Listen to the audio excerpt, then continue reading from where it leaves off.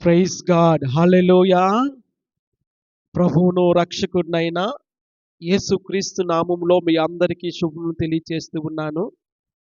ఈ పరిశుద్ధ పునరుత్థాన దినములో దేవుని సన్నిధిలో చేరి దేవుణ్ణి స్తుతించి ఆరాధించుటకు ప్రభువు మనకిచ్చిన ఈ మంచి అవకాశాన్ని బట్టి ప్రభువుని స్తుతిస్తూ ఉన్నాను.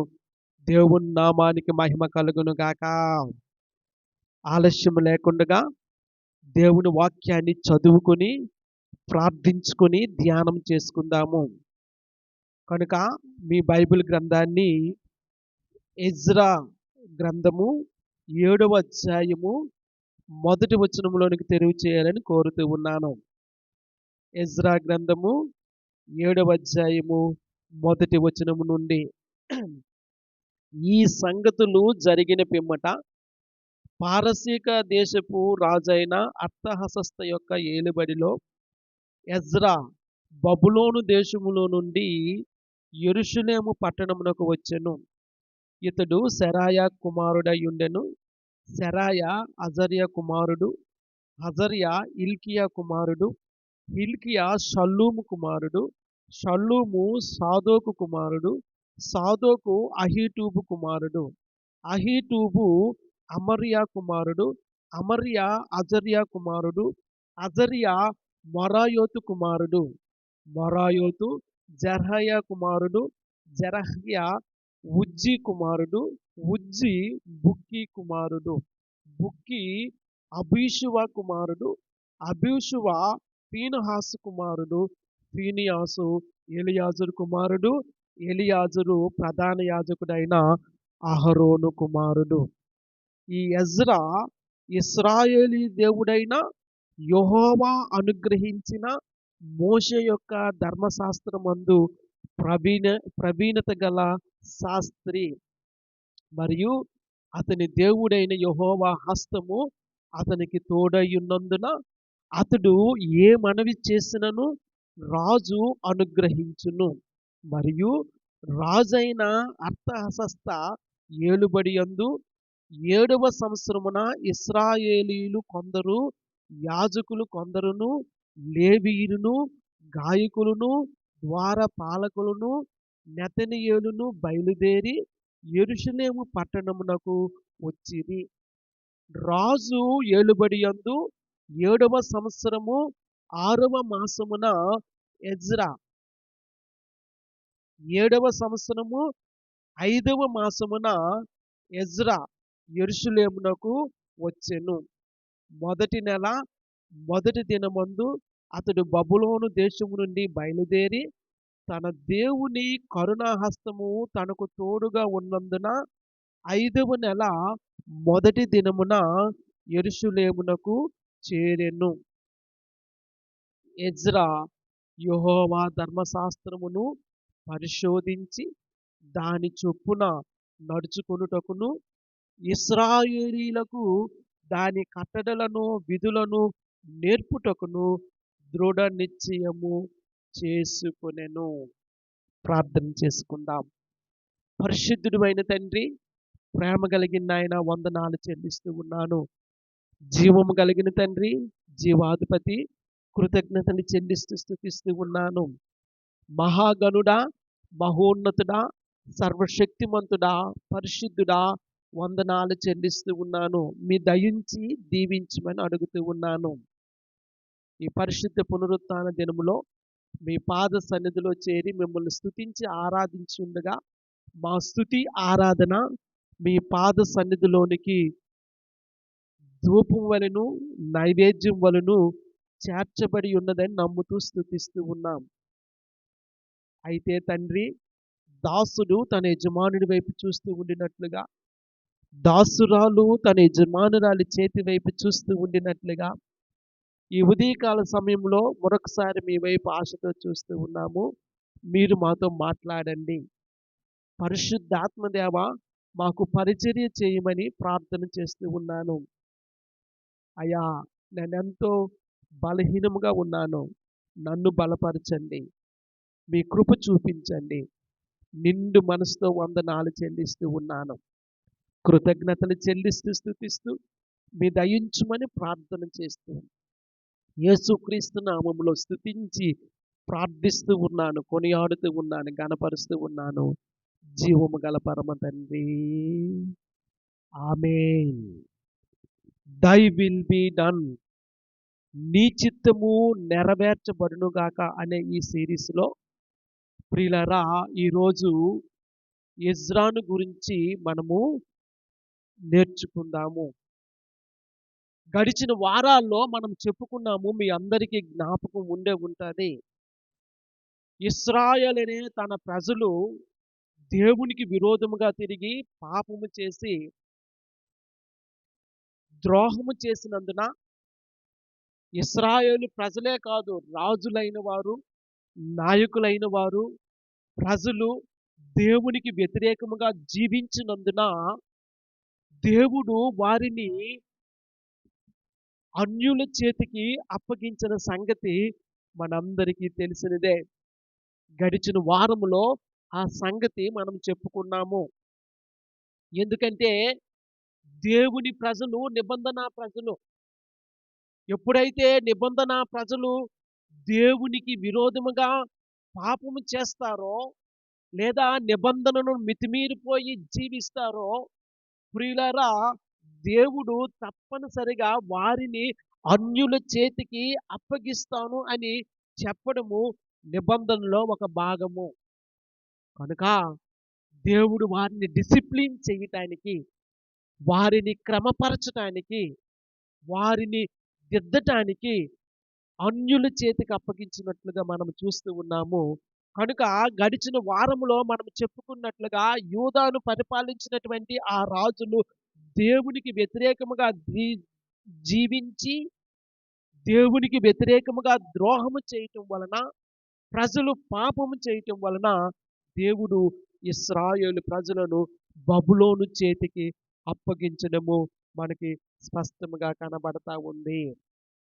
అయితే ప్రియులారా, ఇక్కడ ఒక సందర్భం ఏంటంటే, దేవుడు తన ప్రజలను బబులోను చేతికి అప్పగించినా అక్కడ ఉంచెయ్యాలి అనేది దేవుని యొక్క ఉద్దేశము కాదు.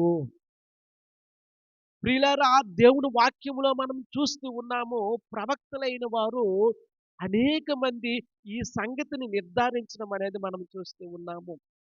ప్రాముఖ్యముగా ప్రవక్తలు యెషయా లాంటి వారు, యిర్మీయా లాంటి వారు దేవుని విడుదల కొరకు, లేదా తిరిగి ఇశ్రాయేలు ప్రజలను దేవుడు వాగ్దాన దేశములోనికి లేదా వారి స్వదేశంలోనికి తీసుకొని వస్తాడు అని ప్రవచించడము మనము చూస్తూ ఉన్నాము. ప్రియులారా, మచ్చుకి కొన్ని మాటలు మనకు కనబడతా ఉంది.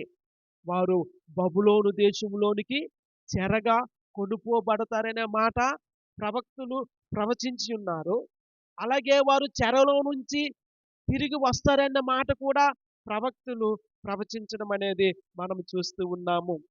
చూడండి, ఆ యిర్మీయా గ్రంథము 20 అధ్యాయము 4వ వచనం నుండి 6వ వచనం వరకు మనం చదువుదాము. ఒక్కసారి ఆ మాటలు మనం చదువుదాము. చూడండి, యిర్మీయా గ్రంథము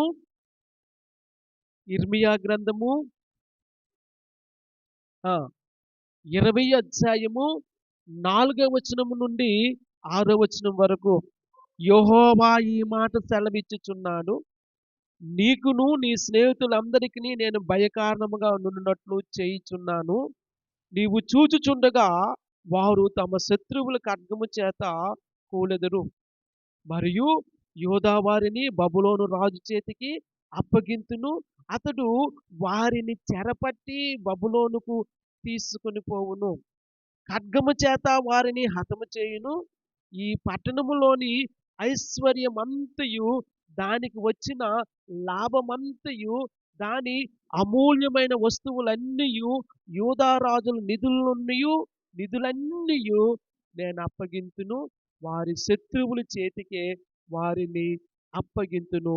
శత్రువులు వాటిని దోచుకొని పట్టుకొని బబులోనుకు తీసుకొని పోవుదురు. ప్రియులారా, వారు చెరకు అప్పగించబడతారు అని దేవుడు తన ప్రవక్త ద్వారా వ్రాయించడం అనేది, లేదా ప్రవక్త ద్వారా హెచ్చరిక చేయించడం అనేది మనం చూస్తూ ఉన్నాము. అయితే వారు బబులోను దేశంలో స్థిరముగా ఉండిపోవాలనేది దేవుని యొక్క ఉద్దేశము కాదు ప్రియులారా. అందుకే తిరిగి దేవుడు వారిని తీసుకురావాలని ఉద్దేశిస్తూ ఉండినట్లుగా మనకు చాలా స్పష్టముగా కనబడతా ఉంది. చూడండి, ఇర్మియా గ్రంథము 30 అధ్యాయము 1 వచనంలో చూసినట్లయితే, యెహోవా యొద్ద నుండి వచ్చి ఇర్మియాకు ప్రత్యక్షమైన వాక్కు, ఇశ్రాయేలు దేవుడగు యెహోవా ఇలాగు సెలవిచ్చుచున్నాడు. రాబోవు దినములలో నేను ఇశ్రాయేలు వారును యూదా వారునకు నా ప్రజలను చెరలో నుండి విడిపించి వారి పితరులకు నేనిచ్చిన దేశమును వారు స్వాధీనపరుచుకున్నట్లు వారిని తిరిగి రప్పించదనని యెహోవా సెలవిచ్చుచున్నాడు. కావున నేను నీతో చెప్పిన మాటలన్నిటినీ ఒక పుస్తకములో వ్రాయించుకొనుము. అవును ప్రియులారా, దేవుని వాక్యములో మనం చూస్తూ ఉన్నాము. దేవుడు కోపించి తన ప్రజలను శత్రువు చేతికి అప్పగించాడు, కానీ వారు పూర్తిగా క్షీణించిపోవాలని, నశించిపోవాలని దేవుడు ఉద్దేశించలేదు.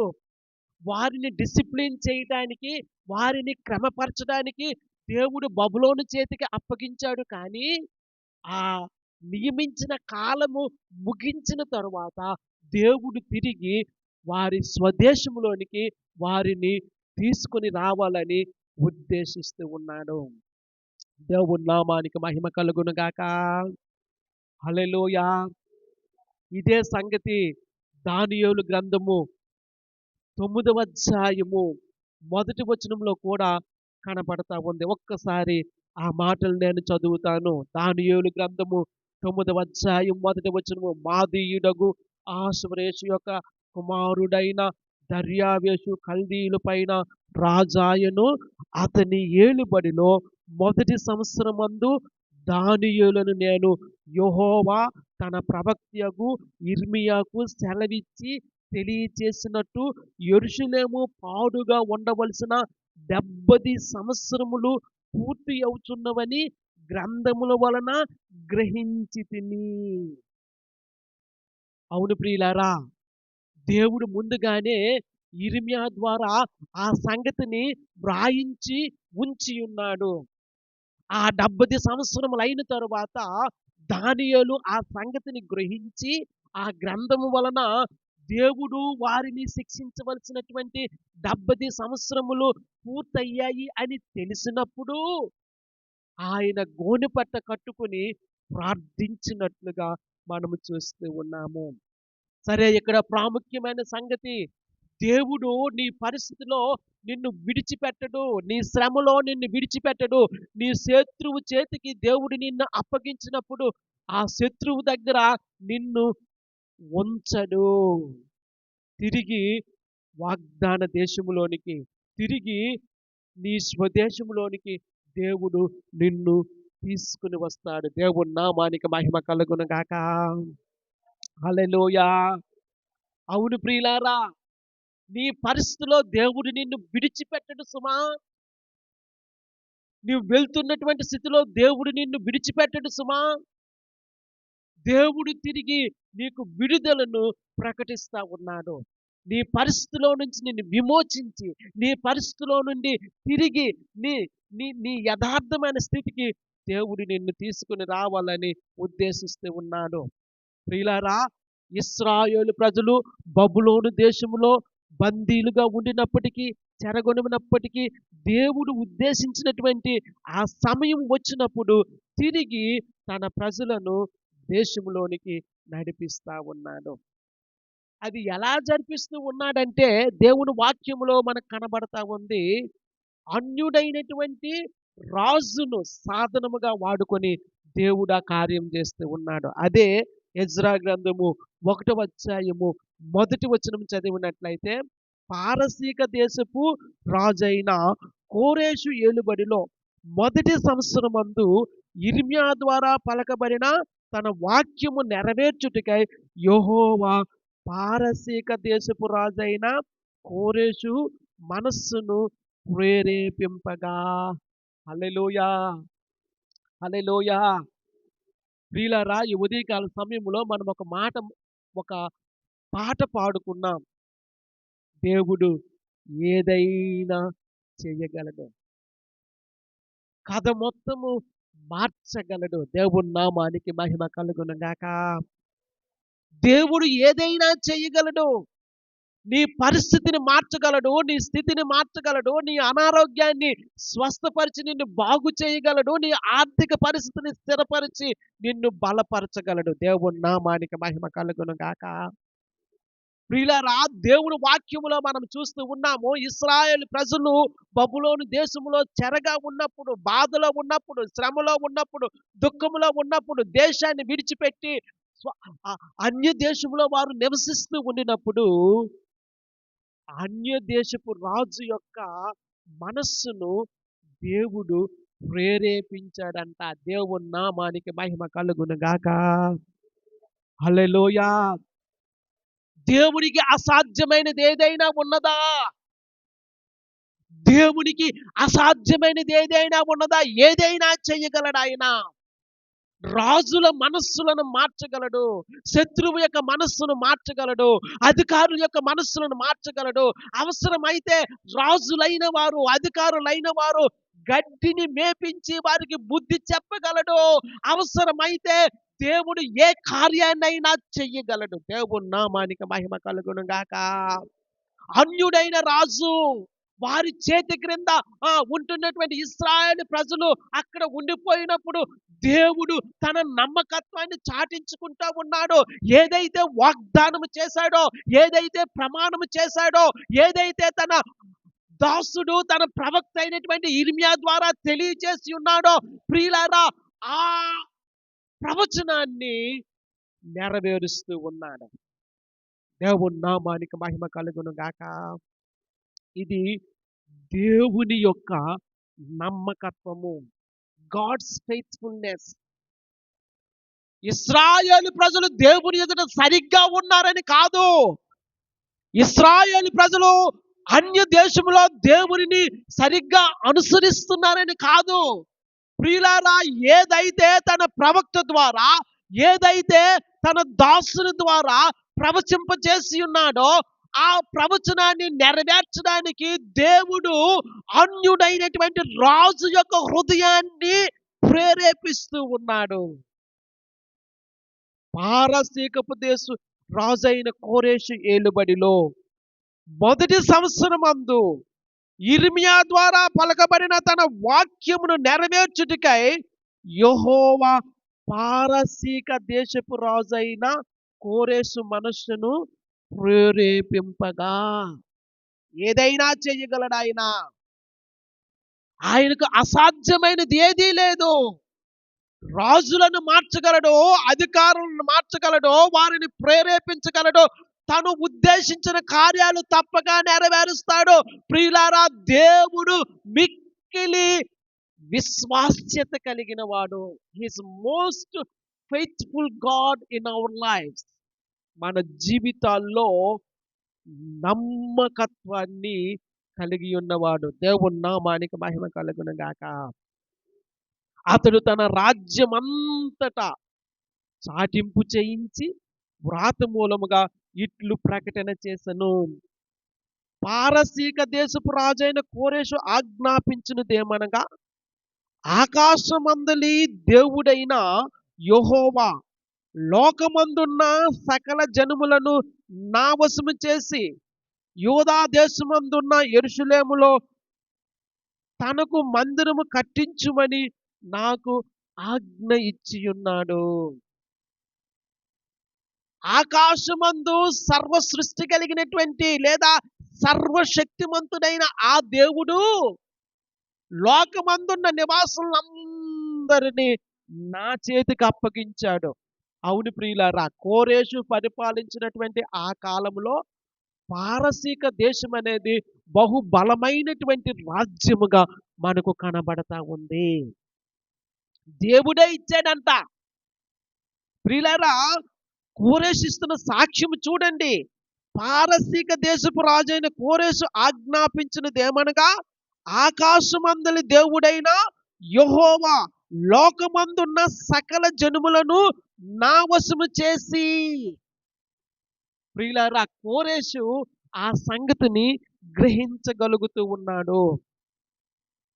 లోకమందున్న సకల జనులను నా వశము చేసి, దేవుని వాక్యములో మనం చూస్తూ ఉన్నాము, యూదా దేశమందున్న యెరూషలేములో తనకు మందిరము కట్టించుమని నాకు ఆజ్ఞ ఇచ్చి ఉన్నాడు.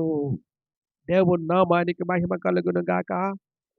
అన్యుడు, ఇశ్రాయేలు ప్రజలకు ఒక రకంగా చెప్పాలి అంటే శత్రువు. ఇశ్రాయేలు ప్రజలను బానిసలుగా కొనిపోయినవాడు, చెర కొనిపోయినవాడు. ప్రియులారా, దేవుడు అతన్ని ప్రేరేపించినప్పుడు తన ప్రజలను పంపించి తిరిగి యెరూషలేములో మందిరాన్ని నిర్మించడానికి ఆయన ఆజ్ఞాపిస్తూ ఉన్నాడు. ప్రియులారా, ఆ సమయంలో జెరుబ్బాబెలు అనే ఒక నాయకుడిని దేవుడు ఏర్పాటు చేసుకొని ఆయన ఆధ్వర్యంలో బబులోను దేశంలో ఉన్న సుమారు 50,000 మంది యూదులు యెరూషలేము పట్టణానికి వచ్చి యెరూషలేము ప్రాకారాన్ని నిర్మించి మందిరపు పనిని ప్రారంభించడం అనేది మనము చూస్తూ ఉన్నాము. దేవుని నామానికి మహిమ కలుగును గాక. హల్లెలూయా. ప్రియులారా, మీరు ఎజ్రా గ్రంథము 1, 2 అధ్యాయాలు చూసినట్లయితే వంశాల వారిగా ఎవరెవరు యెరూషలేము పట్టణానికి వచ్చారో ఆ సంగతి అక్కడ మనకు కనపడతా ఉంది. ఇక్కడ చెప్పాల్సినటువంటి ఒక విశేషమైన సంగతి ఏంటంటే, తిరిగి వారి దేశంలోనికి వెళ్ళటానికి, వారి స్వదేశానికి వెళ్ళటానికి, యెరూషలేము పట్టణము దగ్గరికి రావటానికి, అలాగే మందిరాన్ని తిరిగి పునఃప్రారంభించడానికి, మందిరాన్ని తిరిగి కట్టడానికి ఎవరు వెళ్తారు అని అనుకున్నప్పుడు కేవలము 50,000 మంది మాత్రమే యెరూషలేములోనికి వెళ్ళటానికి నిర్ణయించుకొని వచ్చి ఉన్నారు. ప్రియులారా, నా మాట చాలా జాగ్రత్తగా వినాలి. బబులోను దేశంలో కేవలము 50,000 మంది మాత్రమే కాదు. బబులోను దేశంలో యూదులు కొన్ని లక్షల మంది ఉండొచ్చు. కానీ వారిలో తిరిగి యెరూషలేము పట్టణానికి మందిరాన్ని నిర్మించడానికి వచ్చిన వారు కేవలము 50,000 మంది మాత్రమే, ఇంచుమించుగా. మిగతా వారి సంగతి ఏంటి? మిగతా వారికి ఏమైంది? ప్రియులారా, దేవుని వాక్యంలోంచి మరొకసారి నేను మీకు జ్ఞాపకం చేస్తూ ఉన్నాను. మిగతా వారందరూ బహుశా వారి జీవితాలకి అలవాటు పడిపోయి, కంఫర్ట్‌కి అలవాటు పడిపోయి, చాలులే ఇంక మేము ఏమి వెళ్తాం ఇప్పుడు అని చెప్పి బబులోను దేశములో స్థిరపడిపోయారేమో. బబులోను దేశములో కుటుంబాలతో స్థిరపడిపోయారేమో. ఎవరో వెళ్తారులే, ఎవరో బయలుదేరి వెళ్తారులే, దేవుని పట్టణము కట్టడానికి, దేవుని యొక్క మందిరము నిర్మించడానికి ఎవరో వెళ్తారులే అనుకున్న వారందరూ ఉండిపోయారు. లేదు లేదు, ఇది దేవుని వాగ్దానము, ఇది దేవుని మాట, ఇది దేవుడు తెలియచెప్పిన సంగతి కనుక మేము వెళతాము అని ఉద్దేశించిన వారు మాత్రము 50,000 మందిగా తరలి యెరూషలేము పట్టణానికి వచ్చి మందిరాన్ని నిర్మించడానికి పూనుకుంటూ ఉన్నారు. దేవుని నామానికి మహిమ కలుగును గాక.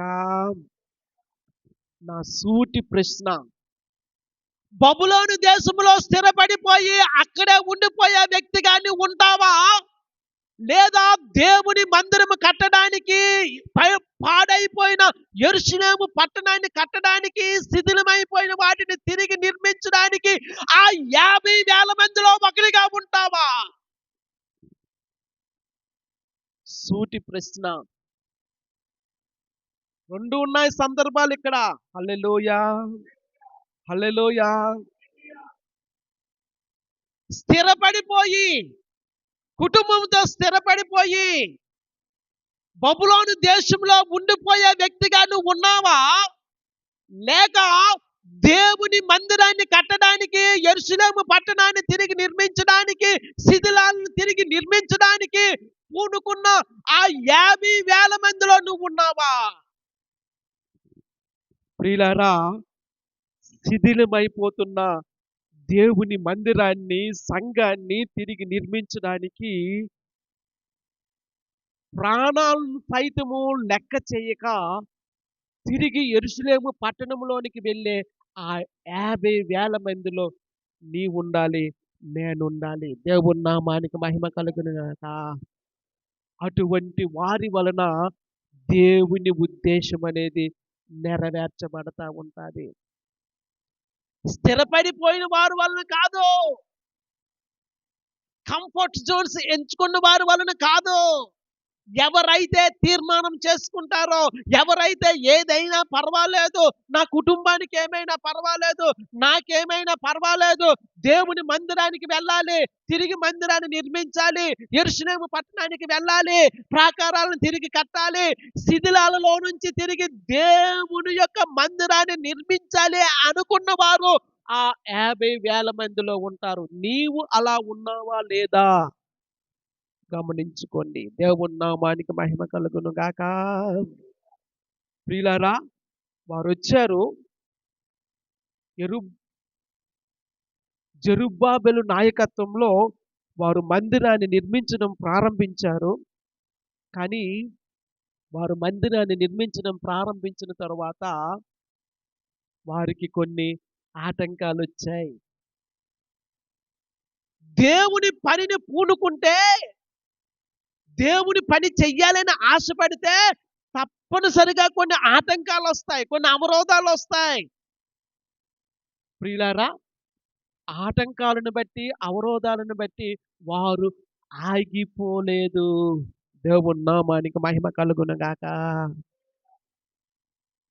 ఆ ఆటంకాలను అధిగమించి దేవుని పనిని కొనసాగించడం ప్రారంభించారు.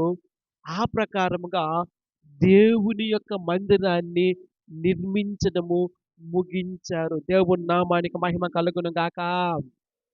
ఎజ్రా గ్రంథము 4, 3, 4, 5, 6 అధ్యాయాలు చదవండి. దేవునికి వారు సమర్పించుకున్నారు. ప్రియులారా, మందిరము కట్టబడాలి అంటే ఆర్థిక సహాయం కావాలి. మందిరము తిరిగి నిర్మించబడాలి అంటే కావలసినటువంటి ఆర్థిక నిధులు కావాలి. ప్రియులారా, వారందరూ సమర్పించుకొని, వారందరూ ఏకీభవించి దేవుని మందిరము కొరకు వారు ఇచ్చినట్లుగా మనం చూస్తూ ఉన్నాము. అందుకే చెప్తూ ఉన్నాను ప్రియులారా, దేవుని సంఘములో దాతృత్వం ఉండాలి, దేవుని సంఘములో ఇచ్చే గుణం ఉండాలి. దేవుని నామానికి మహిమ కలుగును గాక. అందుకే ఈ ఉదయకాల సమయంలో చెప్తూ ఉన్నాను, దేవునికి చెందవలసింది మొదట దేవునికి తీసేయండి. దేవునికి అర్పించవలసింది మొదట దేవునికి అర్పించండి. దేవుని నామానికి మహిమ కలుగును గాక. అవును, యెరూషలేము పట్టణానికి వెళ్ళాలి, మందిరానికి వెళ్ళాలి, మందిరం తిరిగి నిర్మించబడాలి అంటే ఆర్థిక నిధులు ఎక్కడి నుంచి వస్తాయి? వారు సమర్పించుకున్నారు. ప్రియులారా, ఆ వాక్యాన్ని నేను తిరిగి చెప్పాలని అనుకోవట్లేదు, కానీ మీరు ఇంటికి వెళ్ళి నాకు చదవండి. ఎజ్రా 3 అధ్యాయము, 4 అధ్యాయము, 5 అధ్యాయము, 6 అధ్యాయం చదివినట్లయితే వారు ఏ విధముగా దేవునికి సమర్పించి ఉన్నారో ఆ సంగతి మనకు కనబడతా ఉంది. దేవుని నామానికి మహిమ కలుగును గాక. హల్లెలూయా.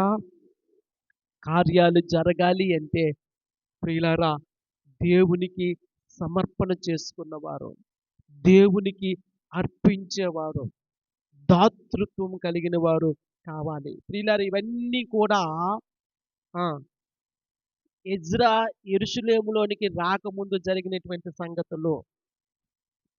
మనం చదువుకున్నటువంటి ఈ 7వ అధ్యాయంలో ఎజ్రా తనంత తానుగానే యెరూషలేము పట్టణానికి తిరిగి వచ్చినట్లుగా మనం చూస్తూ ఉన్నాము. ఎజ్రా యెరూషలేము పట్టణానికి రావడం అనేది రెండవసారి జరిగినటువంటి సంగతి. మొదట 50,000 మంది పూనుకొని యెరూషలేము పట్టణానికి వచ్చి మందిరాన్ని నిర్మించి యెరూషలేము పట్టణంలో ఆ ప్రాకారాలను కట్టి శిథిలమైపోయిన వాటిని తిరిగి బాగు చేయడం అనేది మనం చూస్తూ ఉన్నాము. అయితే అది జరిగిన తరువాత సుమారు 57 సంవత్సరాల తరువాత లేదా ఒక 60 సంవత్సరాల తరువాత తిరిగి ఎజ్రా యెరూషలేములోనికి రావడం అనేది మనం చూస్తూ ఉన్నాం. అంటే సింపుల్‌గా మీకు అర్థం అవ్వాలి అంటే ఎజ్రా 6వ అధ్యాయానికి 7వ అధ్యాయానికి మధ్యలో సుమారు 57 సంవత్సరాలు లేదా 60 సంవత్సరాల గ్యాప్ అనేది ఉంది. దేవుని నామానికి మహిమ కలుగును గాక. జెరుబ్బాబెలు నాయకత్వంలో వారు యెరూషలేము పట్టణాన్ని కట్టారు, మందిరాన్ని తిరిగి నిర్మించారు. అయితే 57 సంవత్సరాలు, 60 సంవత్సరాలు అయిన తరువాత ప్రియులారా ఇంకా కొన్ని శిథిలమైపోయిన సంగతులున్నాయి. వాటిని పునరుద్ధరించడానికి ఎజ్రా పూనుకున్నట్లుగా మనం చూస్తూ ఉన్నాము. ఈ ఉదయకాల సమయంలో ఆ మాటలనే మనం చదువుకున్నాము. మరొక్కసారి ఆ మాటలు మనం చదువుదాం. చూడండి, ఎజ్రా గ్రంథము 7వ అధ్యాయము 1వ వచనము. ఈ సంగతులు జరిగిన పిమ్మట, ఏ సంగతులు? జెరుబ్బాబెలు నాయకత్వంలో ఇశ్రాయేలు ప్రజలు లేదా యూదులు వాగ్దాన దేశంలోనికి, స్వదేశంలోనికి వచ్చి యెరూషలేము పట్టణాన్ని కట్టి మందిరాన్ని నిర్మించిన తరువాత జరిగినటువంటి సందర్భం ఇది.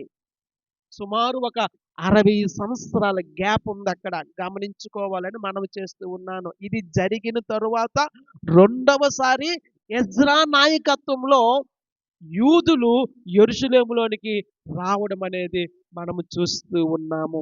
7వ అధ్యాయము 1వ వచనంలో ఈ సంగతులు జరిగిన పిమ్మట పారసీక దేశపు రాజైన అర్తహషస్త యొక్క ఏలుబడిలో ఎజ్రా బబులోను దేశములో నుండి యెరూషలేము పట్టణమునకు వచ్చెను. హల్లెలూయా. ఎజ్రా ఉన్నతమైన స్థానంలో ఉన్నాడు. ఎజ్రా రాజు చేతి క్రింద ఉన్నాడు. మంచి అధికారం ఆయనకుంది, మంచి స్థితి ఉంది, మంచి స్థాయి ఉంది.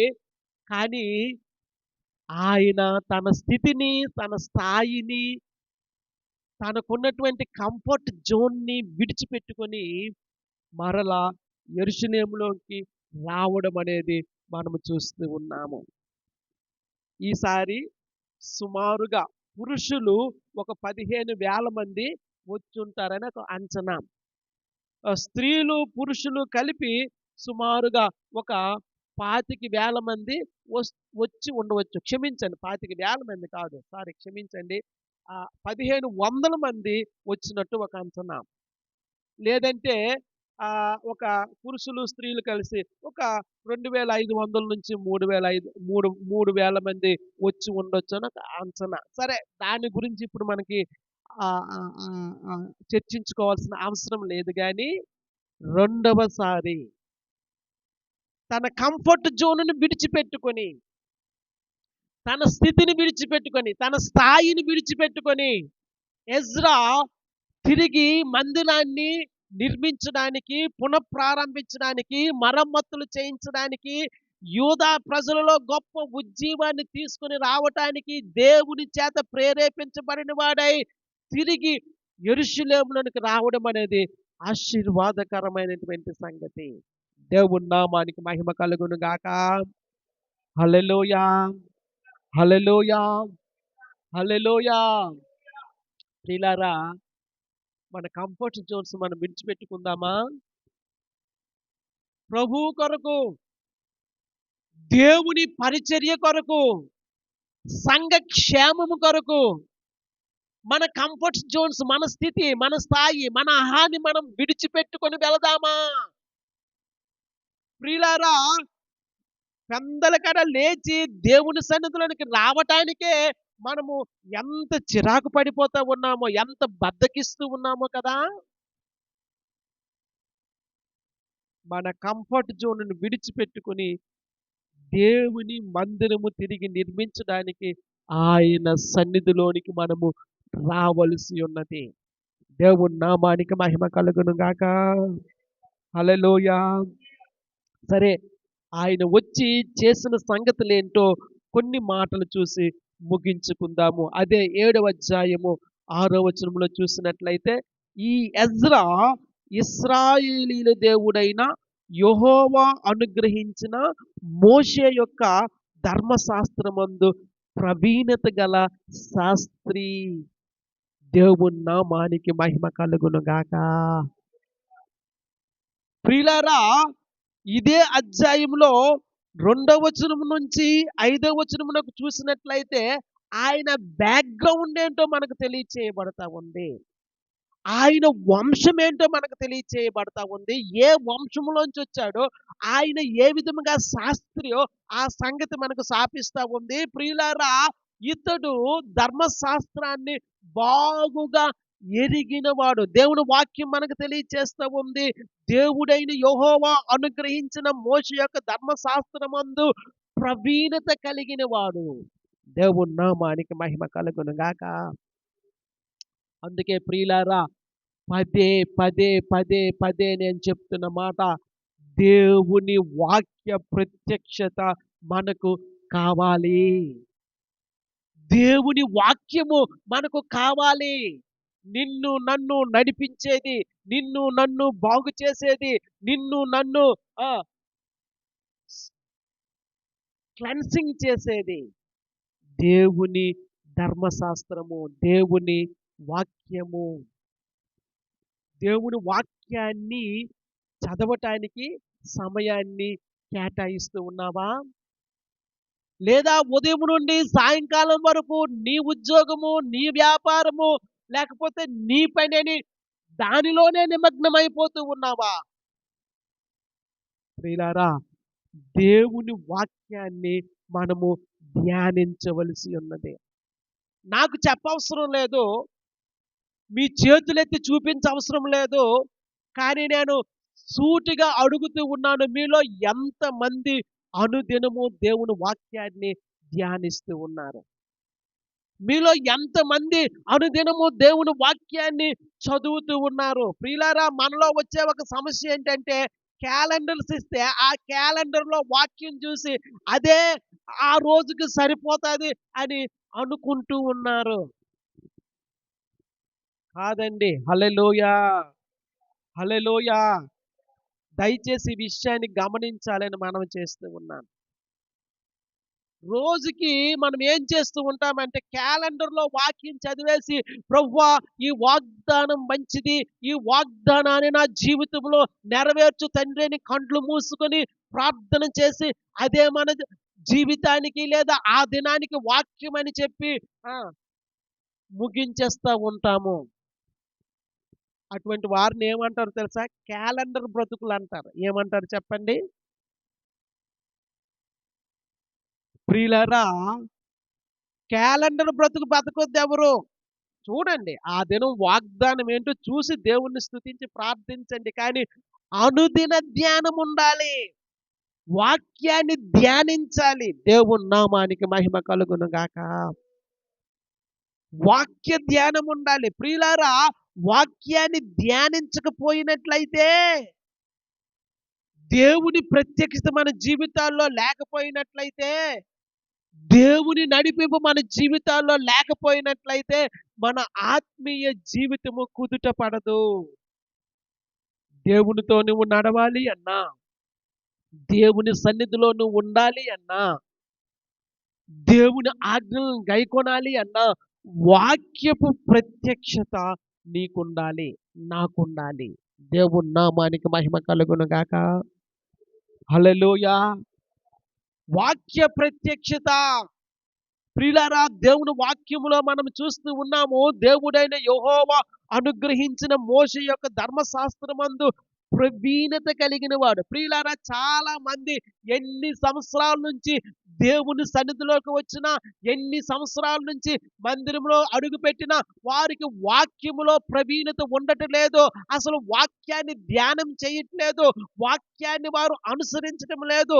ప్రియులారా, వాక్యము పట్ల వారు శ్రద్ధ చూపట్లేదు. ఇది మంచిది కాదు. మన అనుదిన జీవితాన్ని మనము షెడ్యూల్ చేసుకున్నప్పుడు ఎలా చేసుకుంటాము? ఓకే. ఫోన్ మాట్లాడడానికి ఎంత సమయము? ఏవండీ? స్కూలుకెళ్ళడానికి, కాలేజీకెళ్ళడానికి, ఉద్యోగానికి వెళ్ళటానికి, వ్యాపారానికి వెళ్ళటానికి ఎంత సమయము? భోజనం చేయటానికి ఎంత సమయము అని మనము ఆ! కేటాయించుకుంటామా? మరి అలా చేసినప్పుడు వాక్యము చదవటానికి, ప్రార్థన చేయటానికి మనమెంత సమయాన్ని కేటాయిస్తూ ఉన్నామో గమనించుకోవాలి. దేవుని నామానికి మహిమ కలుగును గాక. ప్రియులారా, వాక్యానికి సమయాన్ని కేటాయించాలి. అనుదినము, అనుదినము వాక్యాన్ని చదవటానికి మనము కే సమయాన్ని కేటాయించుకోవాలి. వాక్య ధ్యానము చేయకపోయినట్లయితే ప్రియులారా, దేవుని ప్రత్యక్షత మనకుండదు.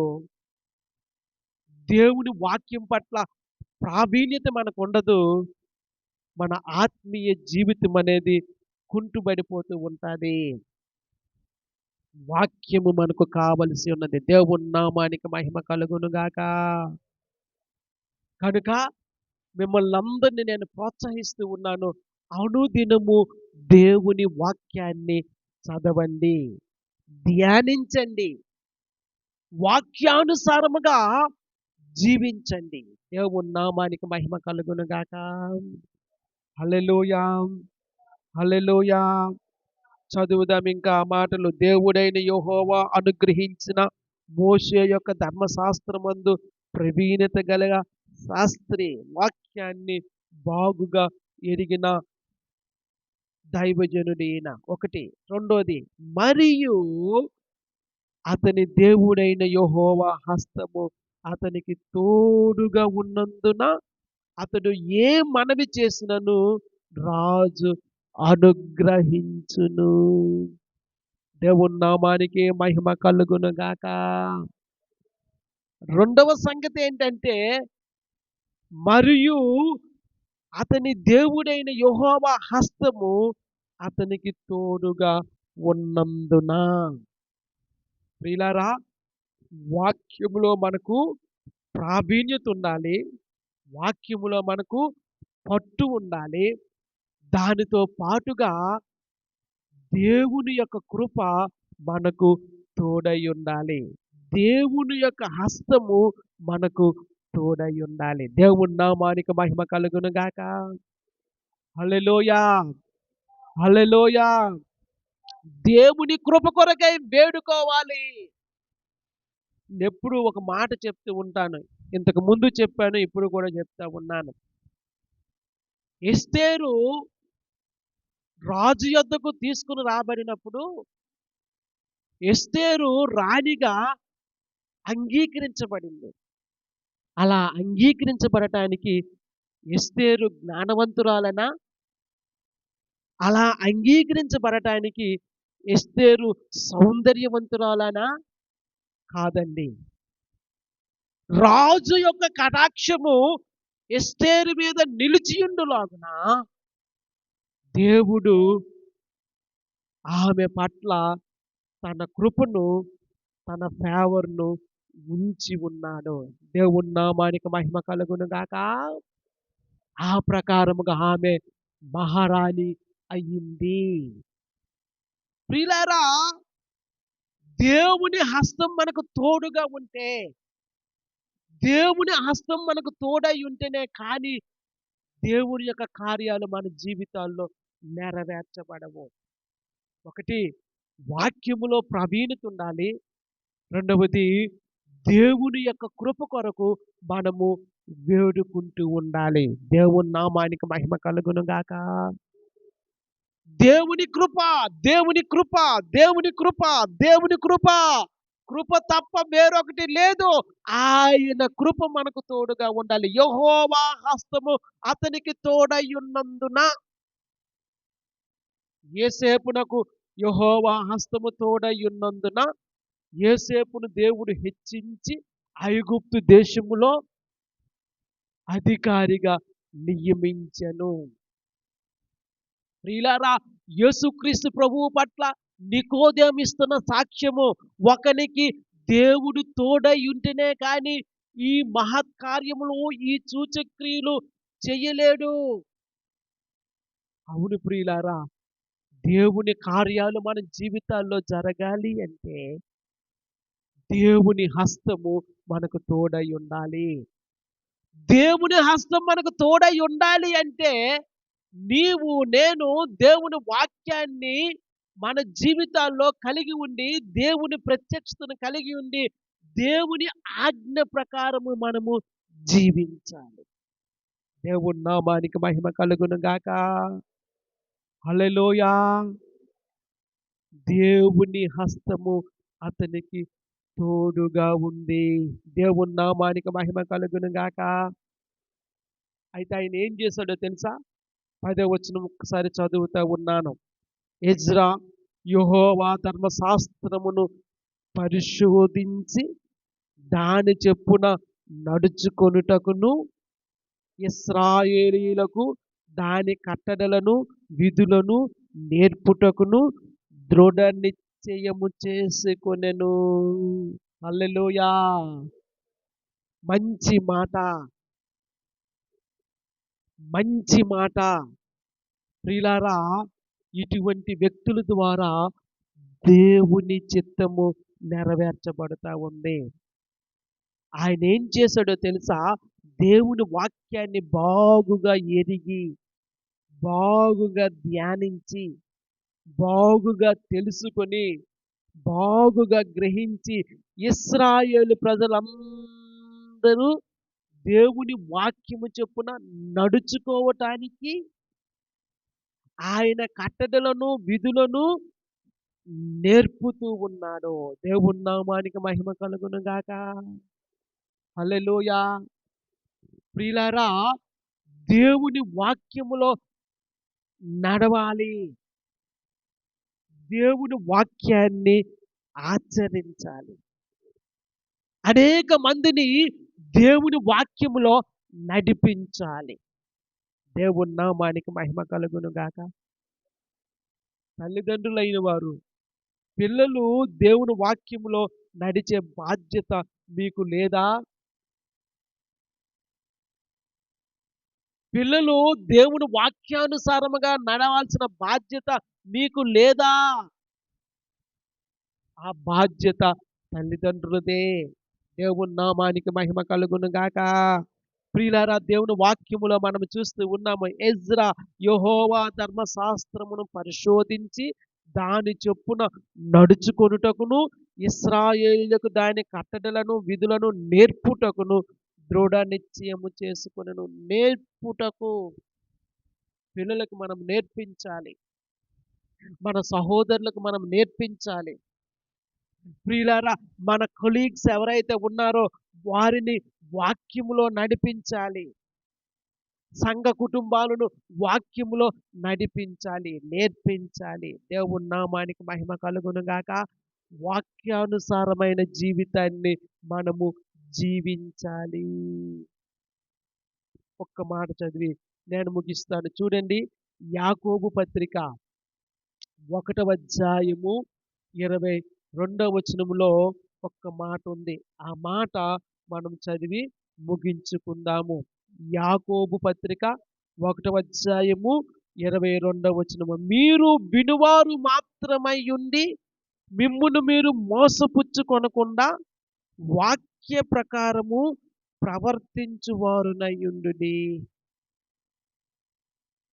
మంచి మాట. మీరు కేవలము ఎప్పుడు వినేవారిగా ఉండొద్దు. వాక్యాన్ని విని దాని ప్రకారము చేసేవారుగా ఉండండి. ప్రియులారా, దేవుని వాక్యం సెలవిస్తా ఉంది. మీరు వినువారు మాత్రమై ఉండి మిమ్మును మీరు మోసపుచ్చుకొనకుండా. మనం ఎప్పుడు వినేవారముగా ఉంటే దేవుని వాక్యం సాక్ష్యమిస్తా ఉంది. మనల్ని మనం మోసపుచ్చుకుంటూ ఉన్నాము. మనల్ని మనమే మోసపుచ్చుకుంటూ ఉన్నాం. వాక్యాన్ని కేవలము వినేవారముగా మాత్రమే కాకుండా వాక్యాన్ని ఆచరించే వారముగాను, లేదా వాక్యానుసారముగా జీవించే వారముగా మనము ఉండాలి. ప్రియులారా, దేవుని వాక్యములో మనం చూస్తూ ఉన్నాము. ఎజ్రా దేవుని ధర్మశాస్త్రాన్ని బాగుగా ఎరిగినవాడు. దేవుని ధర్మశాస్త్రాన్ని పరిశోధించినవాడు. దేవుని వాక్యాన్ని బాగుగా గ్రహించగలిగిన వాడు. ప్రియులారా, అనేక మందిని దేవుని యొద్దకు నడిపించడానికి, వాక్యాన్ని నేర్పించడానికి, ఇశ్రాయేలు ప్రజలలో గొప్ప ఉజ్జీవాన్ని తీసుకుని రావటానికి దేవుని చేతిలో బహుబలమైన సాధనముగా వాడబడి ఉన్నాడు. దేవుని నామానికి మహిమ కలుగును గాక. ఈ మధ్యాహ్న కాల సమయంలో ప్రార్థించుదామా? ఎజ్రా లాంటి జీవితము నాకివ్వు ప్రభువా. వాక్యాన్ని ధ్యానించి వాక్య ప్రత్యక్షత కలిగి అనేక మందికి వాక్యాన్ని నడిపించే కృప నాకివ్వు తండ్రి అని మనము ప్రార్థించుదామా? దేవుని చిత్తాన్ని మనము వెతుకుదామా? మనమందరము ఆ విధముగా వాక్యము కొరకు ఆసక్తి కలిగిన వారమై, వాక్య ప్రత్యక్షత కలిగి, వాక్యానుసారముగా జీవిస్తూ అనేక మందిని వాక్యములోనికి నడిపించి దేవుని చిత్తాన్ని మన జీవితంలో నెరవేర్చబడినట్లు దేవునికి సమర్పించుకోవాలని మరొక్కసారి తెలియజేసుకుంటూ ఈ నా మాటలు ముగిస్తూ ఉన్నాను. అటువంటి కృపను పరిశుద్ధాత్మ దేవుడు మనందరికి ఇచ్చి నడిపించి దీవించి ఆశీర్వదించునుగాక. ఆమేన్. ప్రార్థన. పరిశుద్ధుడు అయిన తండ్రి, ప్రేమ కలిగిన ఆయన వందనాలు చెల్లిస్తూ ఉన్నాను. మహాగణుడువు, మహోన్నతుడువు, సర్వశక్తిమంతుడువు నీవు గనుక వందనాలు చెల్లిస్తూ ఉన్నాను. ఎజ్రా జీవితములో నుండి ఎన్నో మంచి సందర్భాలను నీవు మాకు నేర్పించినందుకు వందనాలు చెల్లిస్తూ ఉన్నాను. ప్రభువా, వాక్యాన్ని పరిశోధించుటకు, వాక్యమందు ప్రావీణ్యత కలిగి ఉండుటకు మీ కృప మాయందుంచమని ప్రార్థన చేస్తూ ఉన్నాను. వాక్యాన్ని వినేవారముగా మాత్రమే కాక వాక్యాన్ని అనుసరించే వారముగా, ఇతరులకు వాక్యాన్ని నేర్పించే వారముగా మమ్మలను సిద్ధపరచుమని ప్రార్థిస్తూ ఉన్నాను. మీ కృప చూపించి దీవించి దర్శించండి. యేసు నామములో ప్రార్థిస్తూ ఉన్నాను, జీవము గల పరమ తండ్రి. ఆమేన్.